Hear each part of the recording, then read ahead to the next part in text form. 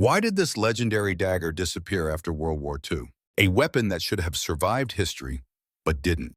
In the chaos of World War II, every weapon left behind a trace. Tanks rusted along riverbanks, rifles filled museum cases, artillery pieces stood silent in town squares. But one category of weapon, small, intimate, personal, seemed to dissolve into the shadows the moment the war ended. The dagger. Blades carried by commandos, resistance fighters, saboteurs, assassins, spies, and elite units across every front. Blades designed not for show, not for intimidation, but for the most silent, close-quarters moments of the war. Yet after 1945, something strange happened. Many daggers, iconic ones, legendary ones, and mysterious ones, quietly vanished. Some never appeared in surplus reports. Some never entered museum archives. Some were never photographed again. Some exist only as whispered references in declassified files. Why? Why did so many World War II daggers disappear after World War II, leaving behind gaps in the historical record that still puzzle researchers? This is the hidden story of the blades that shaped the shadows of the war, and then slipped back into them. The rise of the dagger in World War II. Why the blade mattered. To understand why daggers vanished, we first must understand why they mattered. Unlike rifles or pistols, a dagger in World War II was more than a weapon. It was a tool of identity. British commandos carried the Fairbairn Sykes fighting knife as a mark of belonging to one of the most elite special forces in the world. OSS operatives carried the stiletto, a triangular, needle-thin weapon optimized for one thing: silent penetration during covert missions. German Brandenburgers used locally made trench knives during sabotage operations deep behind Soviet lines. Resistance fighters smuggled homemade daggers made from car springs and scrap steel. The dagger was not mass-issued. It was selectively issued, a symbol of specialization. A rifle said, "You are a soldier." A dagger said, "You have a purpose no one can speak of." This alone explains why daggers held a place of almost mythical status among the special forces of World War II. But it does not yet explain why so many disappeared. To understand that, we must look at what happened the moment the war ended.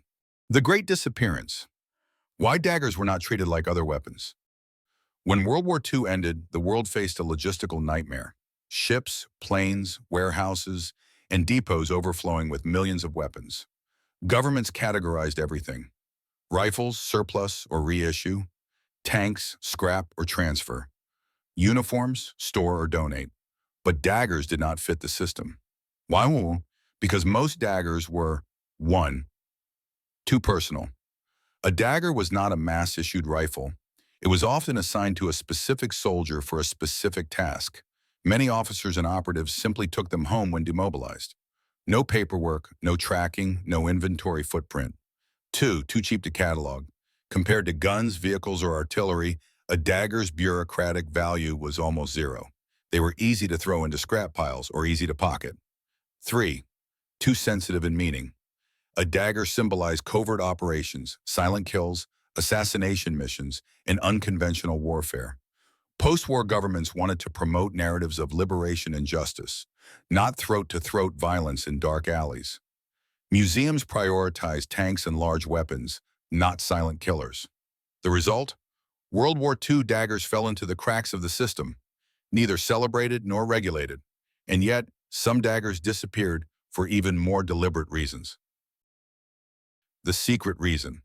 Daggers were tied to classified operations.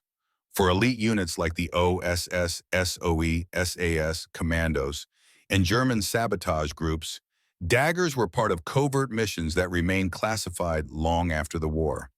You cannot publicly display a dagger used in a deniable assassination, a politically sensitive infiltration, a resistance retaliation, a mission that involved neutral countries, an operation that influenced diplomatic relations, an event still considered controversial today.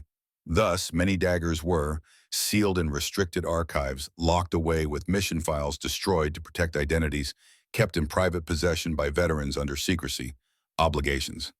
When the OSS disbanded in 1945 and evolved into new intelligence structures, many weapons associated with espionage, including daggers, were absorbed into internal inventories, not public museums. Some have only resurfaced through estate sales, private collections, or declassified file inventories. Private collections, the final gravity well of World War II. Daggers. Here is an uncomfortable truth for historians. Most surviving WW2 daggers today are not in museums. They are in private hands. After the war, soldiers kept their daggers as personal souvenirs. Veterans traded them. Early collectors acquired them cheap. Many daggers were mislabeled, misidentified, or forged. Some daggers were repurposed, resharpened, or modified. Others were sold in estate liquidations without context. This private circulation nearly erased the original provenance of thousands of blades. In museum terms, a dagger without documentation is not a dagger. It is a knife of unknown origin. Thus, many World War II daggers still exist, but their stories have vanished, making them historically invisible. The replica problem. When too many fakes erase the real ones. Another reason daggers vanished is paradoxical. So many replicas appeared after World War II that original daggers drowned in a sea of copies. The Fairbairn Sykes dagger alone has wartime variations, post-war military variations, civilian commercial variations, unofficial, workshop variations, direct replicas, partial replicas, intentional fakes, hybrids made from leftover parts, modern tribute reproductions. When originals mix with replicas, identification becomes nearly impossible. Auction houses and museums frequently mislabel items, leading to a collapse of traceability. The real daggers fade not because they are gone, but because they are hidden in plain sight among thousands of imitations. The cultural factor. Daggers represent a kind of violence nations avoid discussing. The world after WW2 rewrote its moral compass. Nations wanted to highlight liberation, unity, technology, strategy, heroes rebuilding.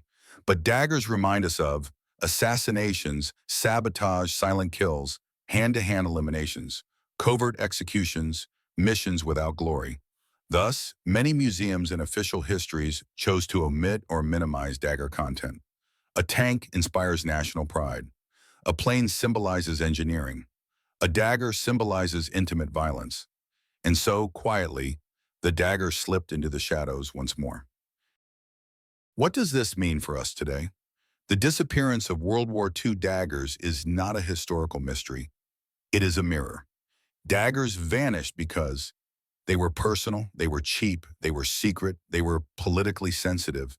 They were scattered into private hands. They were drowned in replicas. They symbolized a kind of war we don't glorify, and yet, daggers remain one of the most authentic windows into the real special forces of World War II.